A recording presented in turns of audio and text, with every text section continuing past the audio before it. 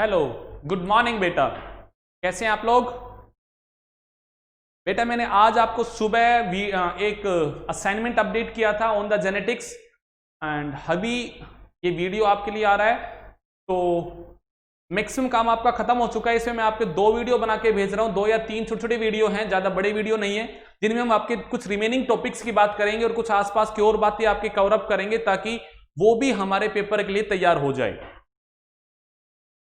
Assignment में आपको एक और भी सेंड करूंगा जिसमें मैं कुछ इवोल्यूशन के टॉपिक्स ऐड करूंगा, कुछ और जेनेटिक्स के question on the blood group, on the incomplete dominance, core dominance, multiple allele पे भी क्वेश्चन कुछ ऐड करके जेनेटिक्स के मैं आपको सेंड करूंगा। तो चलिएगा अभी अपना आज का टॉपिक शुरू करते हैं। हमने बेटा लास्ट क्लास में अपना टॉपिक पढ़ा था नेचुरल सिलेक्शन के बारे में, जेनेटिक ड्रिफ्ट के बारे में, और बेटा जी हमने वहां पे जाना था कि भाई कैसे नेचर सिलेक्ट करता है, कैसे बदलाव आते हैं, इनके बारे में बातें की थी। पर जब हमने डार्विन की बात की तो डार्विन जी ने कहा था कि सबसे पहले जेनेटिक बेसिस में बदलाव आता है, उसकी वजह से अडेप्टिव एबिलिटी आती है और अडेप्टिव एबिलिटी से एक इंडिविजुअल फिटेस्ट बनता है और जो फिटेस्ट होता है उसे नेचर सिलेक्ट करता है। हमने एक सीक्वेंस बनाई थी बेटा जी कि सबसे पहले जीनोम में बदलाव आएगा, जेनेटिक वेरिएशंस आएंगे, उसकी वजह से वो फिटनेस को वो अडेप्ट होगा अपनी जगह पे। आपने एग्जांपल समझा था कि जो बीटल्स थी वो रेड कलर की थी, उनमें बदलाव हुआ और 2 तरह की बीटल्स आई। आपने कहा सर ब्लू भी आई, तो आपने कहा ग्रीन भी आई, बट ब्लू का आना उसे अडेप्टिव एबिलिटी नहीं दे रहा है। उसे अडेप्टिव एबिलिटी कौन दे रहा है? Green colour. तो ये ग्रीन कलर क्यों आया अडेप्टिव? तो मैं कहूंगा ये जेनेटिक में बदलाव की वजह से आया। ये आया ग्रीन और इसने उसे अडेप्टिव एबिलिटी दी, इसकी वजह से वो नेचर में अपने ऑफस्प्रिंग को छोड़ा, उसके ऑफस्प्रिंग वहां सर्वाइव किए, उनके बच्चे वहां सर्वाइव किए, इसकी वजह से वो वहां पे फिटेस्ट बना और उसकी प्रोजेनी वहां पे मेंटेन रही और नेचर ने उसे सिलेक्ट कर लिया। ये सीक्वेंस मैंने आपको समझाई थी। ये सीक्वेंस आपको भूलना नहीं है, बहुत ही इंपॉर्टेंट ये सीक्वेंस है बेटा जी। अब पॉइंट आता है सर, जब डार्विन जी से पूछा गया कि what are the reason behind the variation, तो वो वेरिएशंस के रीजन नहीं दे पाया था।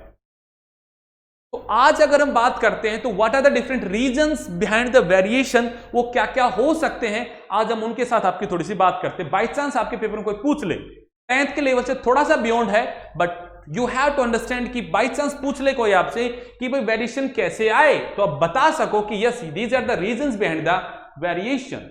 जैसे कि मैं कहूंगा सबसे पहला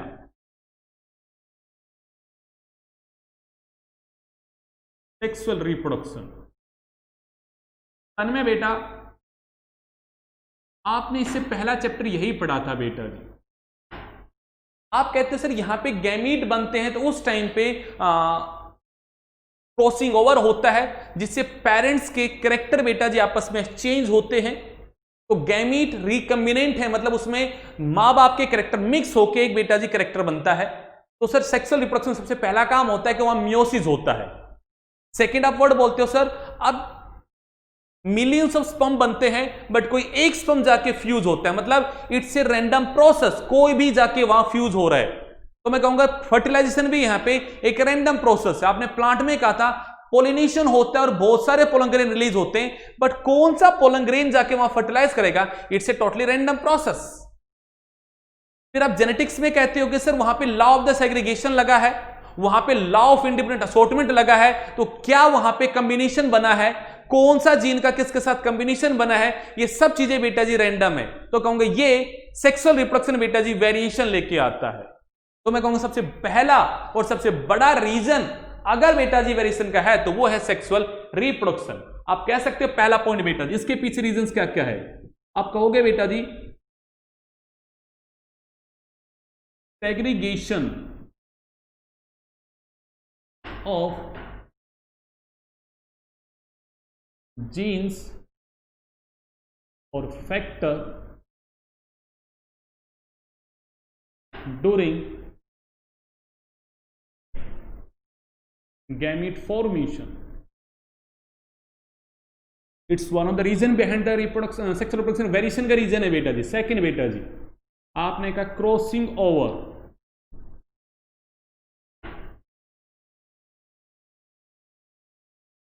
ड्यूरिंग गैमीट फॉर्मेशन। थर्ड बेटा जी, law of independent assortment during gamete formation।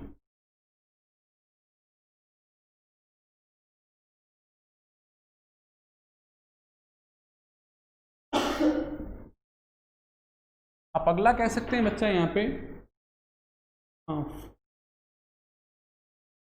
Random fusion of male and female gamete during fertilization।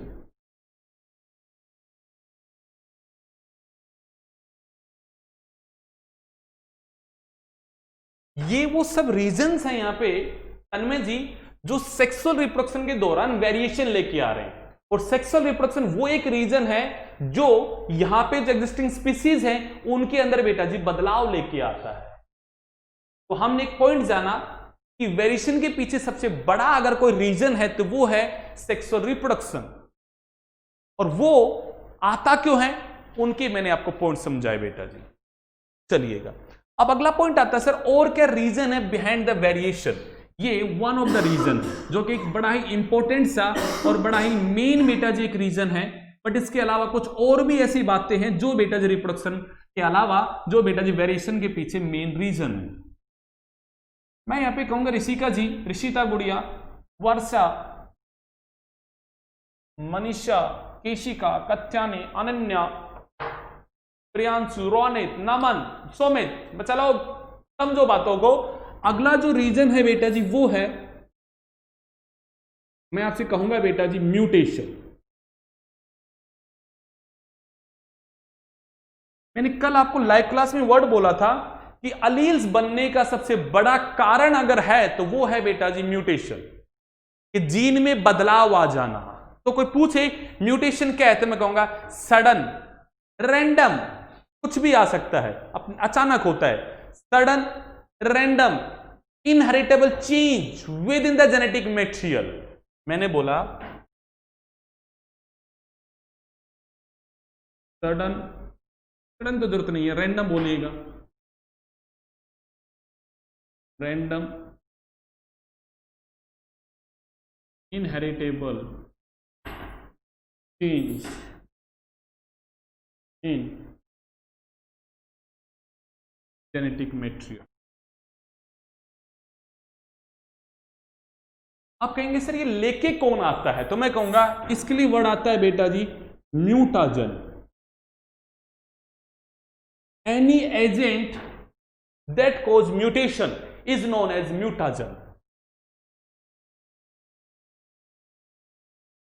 Any agent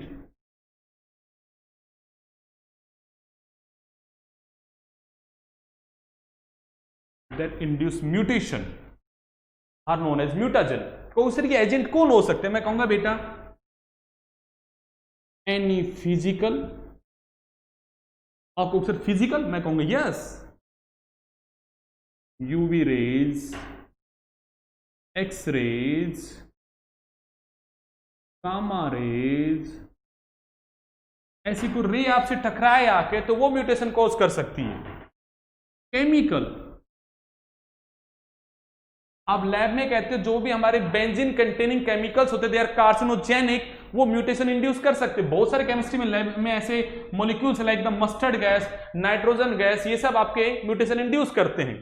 मैं अगला कहूंगा बेटा जी may be any biological agent, जिसमें आप बातें करते हो बेटा जी virus, virus may cause mutation. तो ये वो एजेंट है जो म्यूटेशन कॉज करते हैं, चेंज कॉज करते हैं आपके जीनोम में, तो हम इन्हें म्यूटाजन कहते हैं। और इनके चेंज की वजह से जो जीनोम में बदलाव आया वो बदलाव है बेटा जी यहां पे म्यूटेशन। चलिएगा, तो mutation is one of the reason behind the variation. Variation के पीछे एक रीजन है, और मैं कहूंगा अलील जो आपने वर्ड पढ़ा है उस अलील बनने का अगर दुनिया में कोई रीजन है बेटा जी, तो वो भी क्या है बेटा जी, यहाँ पे म्यूटेशन ही वो रीजन है जिसकी वजह से बेटा जी यहाँ पे अलील्स की फॉर्मेशन होती है। थर्ड वर्ड आता है बेटा जी जीन फ्लो और जीन माइग्रेशन। बेटा आपके एनसीईआरटी बुक में ये वर्ड यूज किया गया है, कैसे? एग्जांपल समझ के देखते हैं। जैसे मैंने आपको फाउंडर इफेक्ट बताया था, उसी को ही मैं थोड़ा चेंज करके बता रहा हूं, बट कहानी वैसी है। आप ऐसा समझो, आप आपका एनसीईआरटी बुक के एग्जांपल को उठाते हैं, फिर ये यहां पे रेड कलर के बीटल्स सपोज कीजिएगा, फिर ये यहां पे ग्रीन कलर के बीटल्स है। दो अलग अलग पॉपुलेशन है, ये दोनों के दोनों बेटा जी आइसोलेटेड हैं, दोनों के दोनों आइसोलेटेड है। अब किसी वजह से लाइक कोई कौवा खा रहा है, पर उसने खाया नहीं, बट यहां से कुछ बेटल्स को पकड़ा और उसने उनको ले जाके वहां पटक दिया। उसने कुछ बीटल्स को यहां से पकड़ा पर उन्हें खाया नहीं और उन्हें यहां ले जाके छोड़ दिया, या किसी और वजह से यहां से एक ग्रुप ऑफ द बेटल्स जो है बेटा जो यहां माइग्रेट करके चले जाते हैं। तो सपोज कीजिएगा आप यहां पे कि फिलहाल यहां पे सर 1000 बीटल्स है जो कि रेड कलर के, मतलब यहां पे अपनी एक जीन की फ्रीक्वेंसी है जो यहां मेंटेन है, यहां पे एक जेनेटिक कॉम्बिनेशन है जो मेंटेन है, बट यहां से कोई 100 बीटल्स यहां चली गई बेटा जी। मैंने ये नहीं कहा रैंडमली ये कहीं भी चली गई, नहीं मैंने ऐसा नहीं बोला, मैंने कहा ये यहां से यहां चली गई। अब यहां पे जब इनिशियली हम सोचे तो यहां भी सपोज कीजिएगा 500 ग्रीन बीटल्स यहां ऑलरेडी रहती थी, उनकी अपनी एक जीन फ्रीक्वेंसी थी, उनमें अपने अलग टाइप का जीन था बेटा जी, यहां पे इनमें अपना अलग टाइप का जीन था। बट ये सपोज कीजिएगा एक ही स्पीसीज है, सेक्सुअली अभी तक आइसोलेटेड नहीं हुई है, बट इनके बीच में कोई माउंटेन है जिसकी वजह से अलग अलग रहती थी, बट यहां से कोई 100 बीटल्स उठ के यहां चली गई किसी वजह से, कोई लेके चला गया उन्हें, यहां पे मैं लेके चला गया, मैंने ऐसे 100 बीटल्स को उठा के यहां फेंक दिया। अब वर्ड को समझ कर देखो, यहां पे अगर ये 1000 में से 100 चली गई तो मतलब ऋषिता यहां पे जीन की फ्रीक्वेंसी में कमी हो गई, क्योंकि पहले अब इनके पास जो टाइप ऑफ द जीन थे वो यहां चले गए, मतलब यहां से वो जीन यहां चला गया है। पोज करके देखो मेरी बात को मैं क्या समझा रहा हूं कि अभी जब यहां पे ये 1000 बीटल्स थी तो अपनी खुद की इनके एक जीन की फ्रीक्वेंसी थी, एक टाइप एक नंबर का जीन कितने लोगों में था वो उसकी एक फ्रीक्वेंसी थी बेटा जी। अब यहां से वो 100 लोग यहां चले गए, मतलब वो जो 100 बीटल्स में जो टाइप ऑफ द जीन्स थे वो यहां चले गए, उन्होंने यहां जाके सेक्सुअल रिप्रोडक्शन किया। तो अब इन बीटल्स में, इन 500 बीटल्स में जब रिप्रोडक्शन हुआ, सेक्सुअल रिप्रोडक्शन हुआ, तो अब जो यहां पे न्यू वन पैदा हुआ उसके पास वेरिएशन आया, उनमें इस बीटल्स का भी बेटा जी जीन आया और इस बीटल्स का भी जीन आया। ये बेटल्स अपने आप को अडप्ट करने की कोशिश कर रही थी इस हैबिटेट में, ये अपने आप को अडप्ट कर रही है इस हैबिटेट में, दोनों जेनेटिकली अलग अलग थी। अब इन दोनों के अंदर रिप्रोडक्शन हुआ और मैं कहूंगा यहां पे एक न्यू वन पैदा हुआ। अब एक वर्ड को समझो, इन 100 बीटल्स के यहां से यहां माइग्रेट करने की वजह से एक्चुअली यहां की जीन फ्रीक्वेंसी डिक्रीज हुई और यहां की जीन फ्रीक्वेंसी बेटा जी यहां पे न्यू चेंजेस आ गए। तो मैं कहूंगा यहां की फ्रीक्वेंसी भी चेंज हुई और यहां की फ्रीक्वेंसी भी चेंज हुई, बट चेंज होने के पीछे रीजन क्या है कि ग्रुप ऑफ इंडिविजुअल्स यहां से माइग्रेट करके एक नई पॉपुलेशन में चले गए। मैंने ये नहीं कहा नई जगह चले गए, मेरे शब्द को समझो प्रियांशु, छोटा सा वर्ड है, जेनेटिक ड्रिफ्ट आएगा हावी, बट उससे ये अलग है। कैसे अलग उसको समझो, यहां से एक छोटा सा ग्रुप माइग्रेट करके इस पॉपुलेशन में चला गया, तो उनके आने की वजह से इस पॉपुलेशन की जीन फ्रीक्वेंसी चेंज हो गई, क्योंकि अब इनमें अगर रैंडमली सेक्सुअल रिप्रोडक्शन हुआ है तो डेफिनेटली यहां के जीन की फ्रीक्वेंसी चेंज हुई है। वैसे ही यहां के यहां गए तो यहां की भी तो चेंज हुई है। और अच्छा एग्जांपल लेते हैं, अभी वो अपने प्रियंका चोपड़ा जी जो अपने हीरोइन हैं, उन्होंने शादी कर ली और वो सिंगर है ना, नाम तो मेरे को ध्यान नहीं आ रहा कौन, उनसे शादी कर ली। अब सोचिएगा इंडियन ओरिजिन कि प्रियंका जी हैं और वो भैया जी बाहर के, तो आप सोचिए उनका जो बच्चा पैदा होगा उसमें अब दो डिफरेंट हैबिटेट्स के टू डिफरेंट कंटिनेंट के बेटा जी क्या आ गए, यहां पे आपके जीन्स आ गए, ये जीन माइग्रेशन है। मैं सिर्फ एक इंडिविजुअल के बेसिस पे नहीं कह सकते हम ऐसा, बट एक ग्रुप की वजह से जहां बदलाव आता है उस बदलाव की बात करते हैं। बट मैं एक एग्जांपल लेके आपको समझाने की कोशिश कर रहा हूं, ये जीन माइग्रेशन है।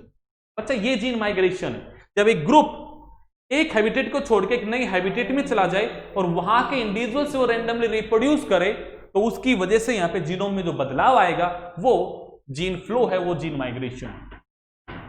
ये एक थर्ड रीजन है बिहाइंड द वेरिएशन, ये थर्ड रीजन था बिहाइंड द वेरिएशन। अब आपने कहा सर चौथा रीजन क्या है, तो मैं कहूंगा बेटा चौथा रीजन है यहां पे जेनेटिक ड्रिफ्ट, या हाँ जेनेटिक,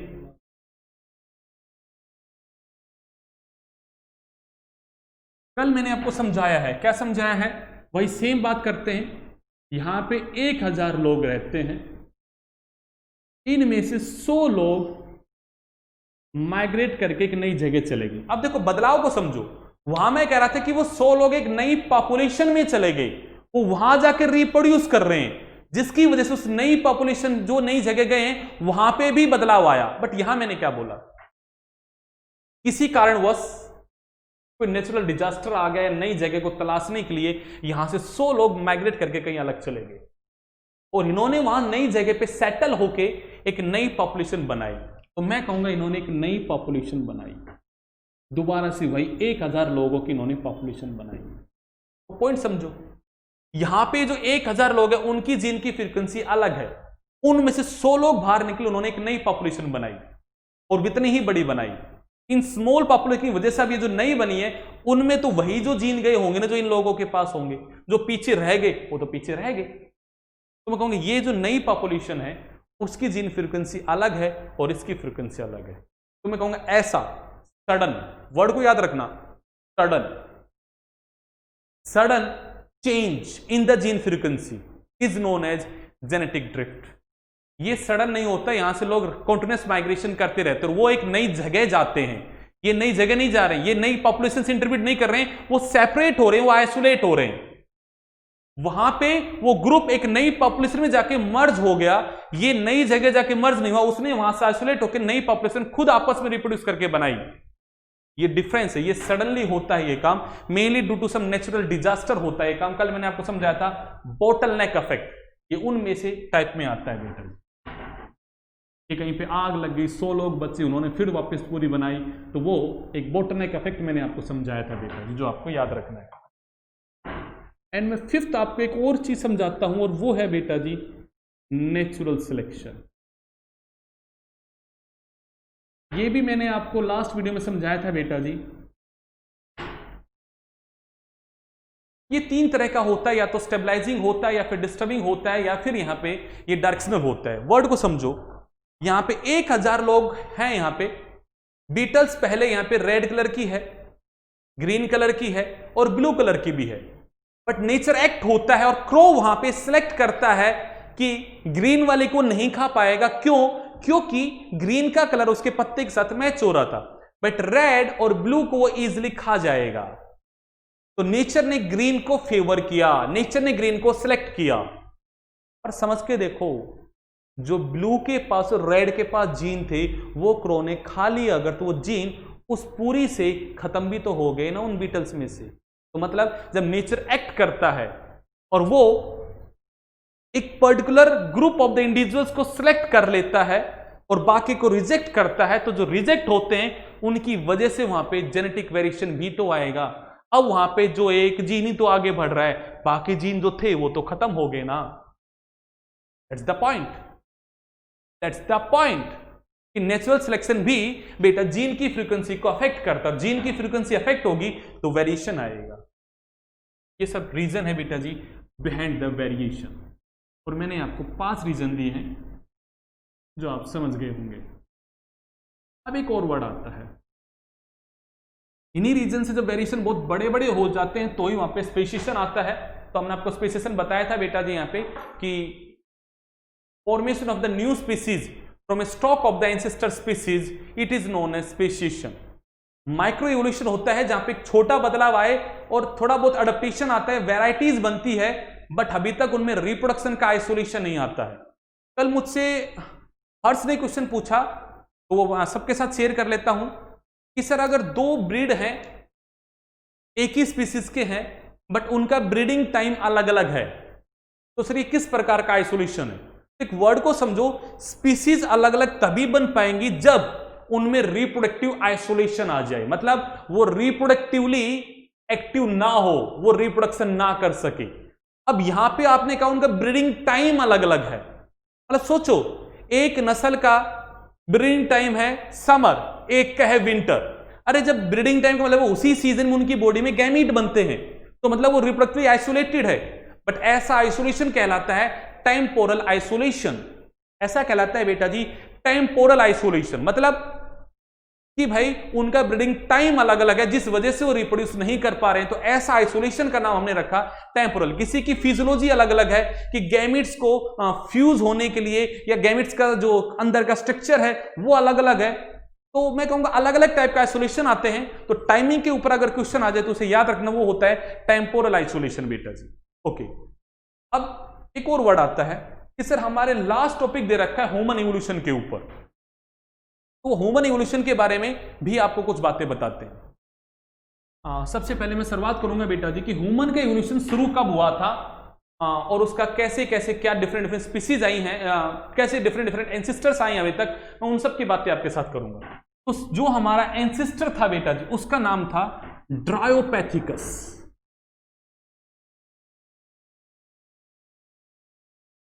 एक तो ये जो सीक्वेंस है वो आपके एनसीईआरटी बुक में नहीं है, बट क्योंकि आप अच्छा सा पढ़ रहे हो तो ये भी जान लीजिएगा, हमारा जो सबसे पहला एंसेस्टर जहां से हमारा इवोल्यूशन शुरुआत हुआ था वो था बेटा जी Dryopithecus. And Dryopithecus is the common ancestor of the human as well as apes, यानी कि चिंपैंजी, गोरिल्ला, ह्यूमन बीइंग सबका एक ही पूर्वज था, और वो पूर्वज कौन था बेटा जी? यहां पे ड्रायोपैथिकस था, common ancestor of the ape as well as human, सबका यही था। यहां से फिर बेटा जी एप्स अलग निकल गए, मतलब यहां पे आपका गोरिल्ला, चिंपैंजी वगैरह अलग निकल गए, और मैं कहूंगा वो सब अलग निकल गए और भैया जी ह्यूमन आगे बढ़ा। मैंने कहा चिंपैंजी, गोरिल्ला, गिबन्स वगैरह अलग निकल गए, अलग निकल गए। अब जो ये आगे बढ़ा वो ह्यूमन आगे बढ़ा, तो ह्यूमन का जो अगला एंसेस्टर आया उसका नाम था इंडियन गॉड के ऊपर रामापैथिकस।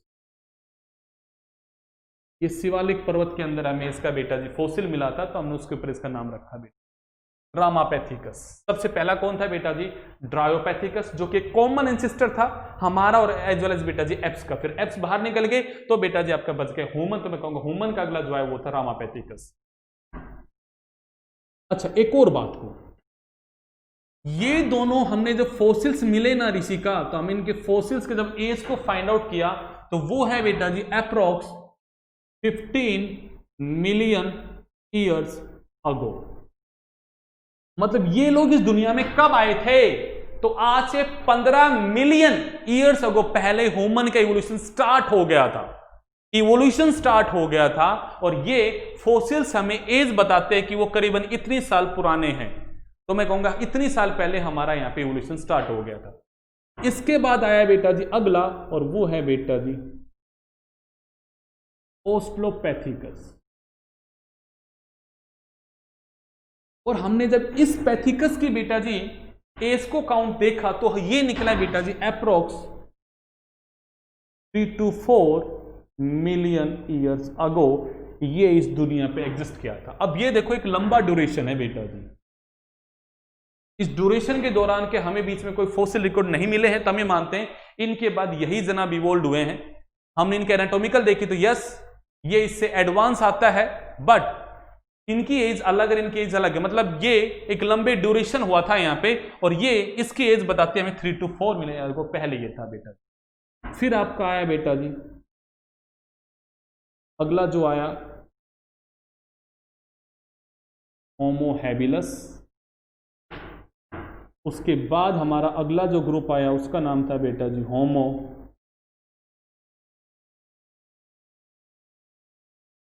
इरेक्टस। होमो इरेक्टस के बाद आया बेटा जी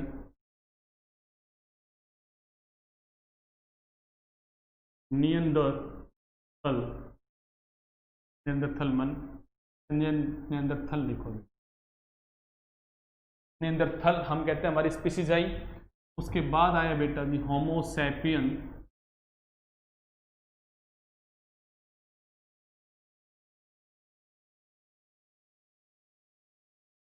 फोसिलिस, सब कहते हैं क्रोमैग्नन।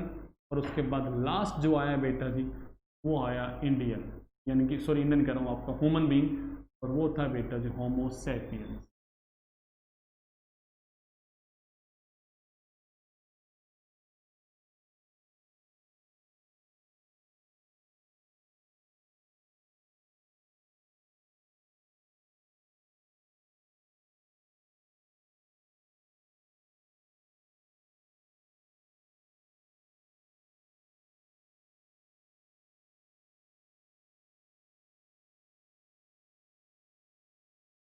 ये बेटा जी हमारा पूरा सीक्वेंस है कि हमारे अब तक के, यानी कि हमारा जो मॉडर्न ह्यूमन बीइंग है बेटा जी वो तो ये है। और कोई पूछे आपसे ये कब आया था, तो मैं कहूँगा अप्रोक्स 10 to 25,000 ईयर्स को पहले ये हमें इवोल्व हुए थे बेटा जी।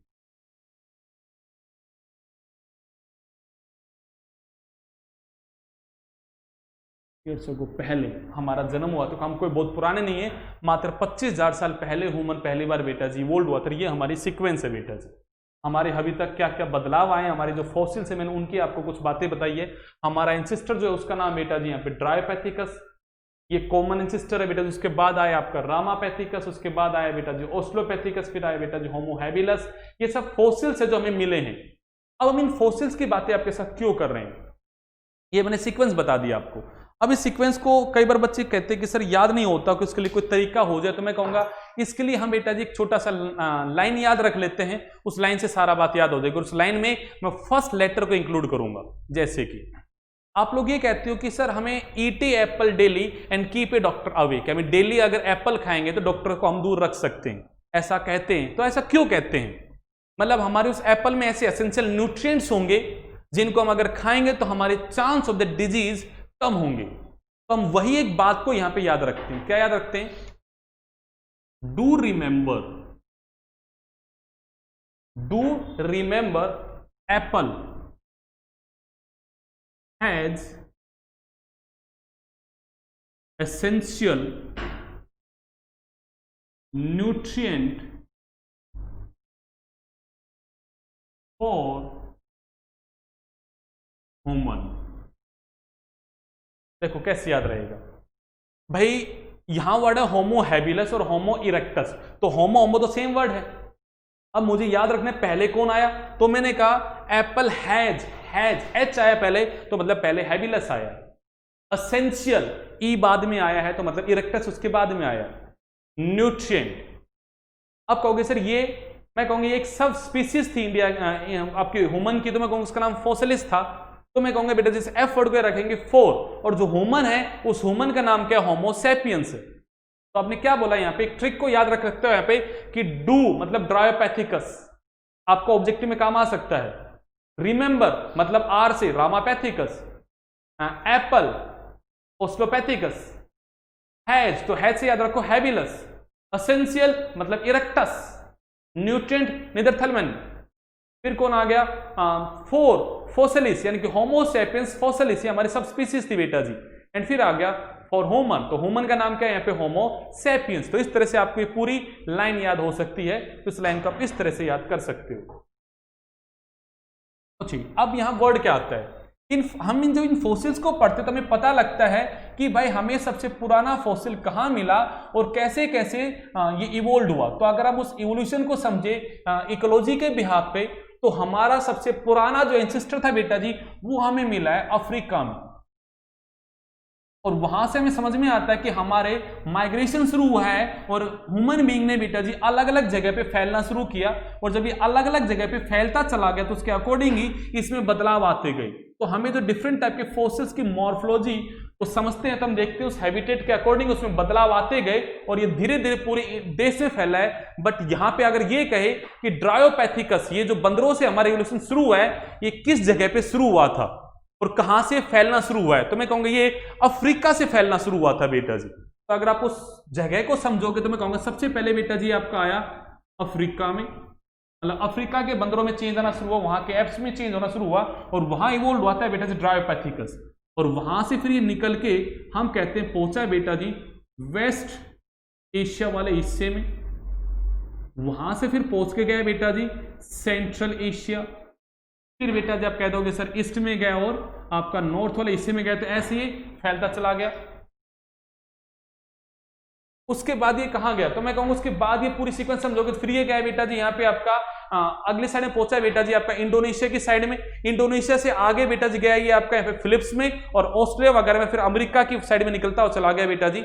और ये ऐसा नहीं कि सिर्फ आगे बढ़ता रहा था, आगे पीछे ये दोनों साइड में घूमता रहा था बेटा जी यहाँ पे। तो पॉइंट आता है कि ये शुरुआत कहां से हुई थी, ये क्वेश्चन आपके एनटीएससी में आता है, क्योंकि मेरे भाई ये आपके एनसीईआरटी बुक में पूरी सीक्वेंस समझा रखी है। तो मेरा पॉइंट यहाँ पे उस सीक्वेंस के पीछे चलना नहीं है, मेरा सीक्वेंस है पहला बेटा जी कि ओरिजिन कहां से कहां हुआ है। तो मैं कहूंगा यहाँ पे सबसे पहले जो ओरिजिन होना शुरू हुआ था वो कहां पे हुआ था बेटा जी आपका अफ्रीका से वो चलना शुरू हुआ था, वहां पे सबसे पहला हमारा एंसेस्टर इवोल्व हुआ था, यानी कि ड्रायोपैथिकस का हमें जो फॉसिल्स मिलते हैं वो शुरुआत जहां पे दिखती है, कहां पे दिखते हैं बेटा जी आपको यहाँ पे अफ्रीका में दिखती।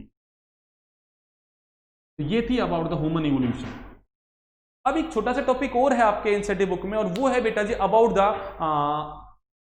Artificial selection. तो वो मैं सोचता हूँ वीडियो बड़ा हो जाएगा, उसको मैं अगले वीडियो में कवर करता हूं, बट यस एक टॉपिक छोटा सा और है, वो है बेटा जी अबाउट द आर्टिफिशियल सिलेक्शन के बारे में। इस वीडियो में सिर्फ इतना, अगले वीडियो में बेटा जी बातें करूंगा अबाउट द आर्टिफिशियल सिलेक्शन के बारे में, एक छोटा सा टॉपिक और कवर करेंगे, चलेगा। थैंक यू बेटा।